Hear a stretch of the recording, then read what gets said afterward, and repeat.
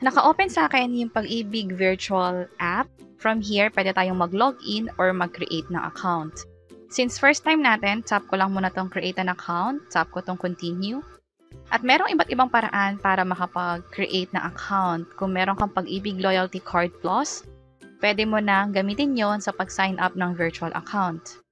Ito yung mga kailanganin mo, yung mga details sa virtual card mismo, at meron kaming ginawang hiwalay na video tungkol dito. Pero kung isa kang empleyado at wala kang Loyalty Card Plus, pwede mong gamitin itong pangalawa or pangatlong option. For OFW, ito naman yung required. Dapat alam mo yung Pag-ibig MID number, active din yung cellphone number mo, magbibigay din ng email address, and mag-provide ng valid ID and selfie na din. Kung sakaling wala kang passport, kailangan doon sa selfie mo is 2 government-issued IDs. Pero kung passport, pwede na yon kahit isang ID lang. And selfie, pwede nang gamitin yon sa pag-create ng virtual account sa Pag-ibig. Kung hindi ka naman OFW, ganun lang din yung magiging requirements. Phone number, email address, and selfie with your valid ID. Tap natin yung proceed. And ito yung mga kakailanganing information. For OFW, sa umpisa, hindi sa'yo hihingin yung cellphone number mo dito. Instead, yung Pag-ibig MID number, yung complete name, and yung date of birth na lang. So, kompletihin ko lang lahat ng requirements dito. Kapag okay na, tap lang tong proceed. At nag-send ng OTP sa cellphone number. Tap ko lang tong okay. At i-enter dito ang code na may receive via text.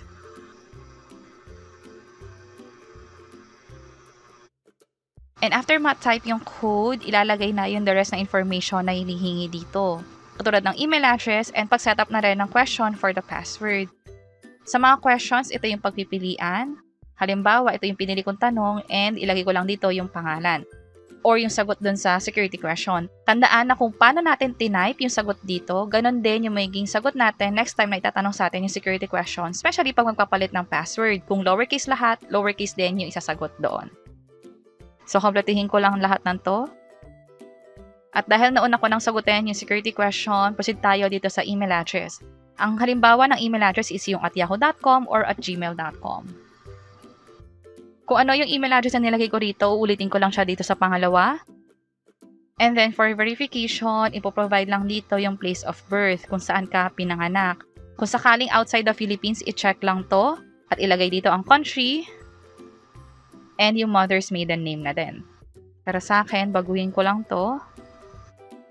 After sa place of birth, which is yung verification and mother's name, sa baba naman, mag-upload na ng valid ID, pwedeng passport or 2 government-issued IDs. And again, ito yung list of valid ID na tinatanggap nila. Pwede yung postal ID, voter's ID, pwede rin yung NBI clearance or police clearance, madali lang din itong kunin. Also, may iba pa rito, katulad ng company ID or senior citizen card. So, pag passport yung pipiliin ninyo, mag-upload na lang. Or kung other IDs, dalawa yung kailangan nyong i-upload na ID. Also, yung selfie, kung ano yung in-upload yung ID rito sa bandang taas, yun naman dapat yung hawak ninyo sa selfie ninyo. And kapag okay na lahat, i-check lang tong I certify and then click submit.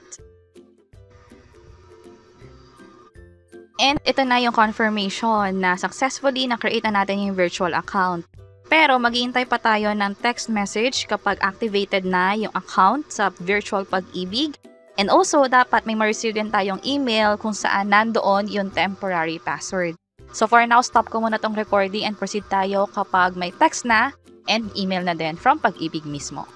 Kinabukasan naka-receive na ako ng email tungkol sa ginawa nating application at nandito na rin yung password na kailangan kong gamitin. Also, ito nga rin pala yung na-receive kong text from Pag-ibig. From here, i-enter ko na yung email address and password. And click login.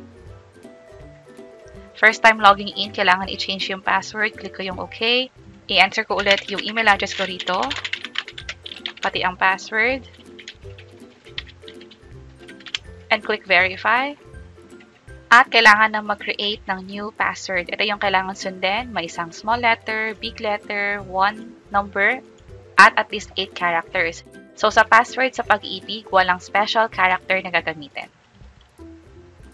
And after maklik yung submit, password reset successful, pwede na tayong mag-login sa virtual Pag-ibig. Click ko lang tong OK at i-enter ko dito yung email address and password ko. click login. At ito na. So, from here, pwede na natin ma-check yung MP2 account natin kung meron man, yung mga information tungkol sa loan. Also, pwede rin tayo magbayad online. At maging yung regular savings account natin sa Pag-ibig, nandito rin yan. Kung gusto nating makita yung information, katulad ng yung mga past contribution, pwede na natin yan ma-access online lang. And sana nakatulong tong video na to. Kung oo, pakiclick ang like button. And para sa iba't ibang mga tutorial or yung pwede pa natin gawin sa virtual pag-ibig, andito na yan sa playlist sa baba. Pwede nyo nang piliin yung video na pwede makatulong sa inyo. And see you sa mga next videos. Bye-bye!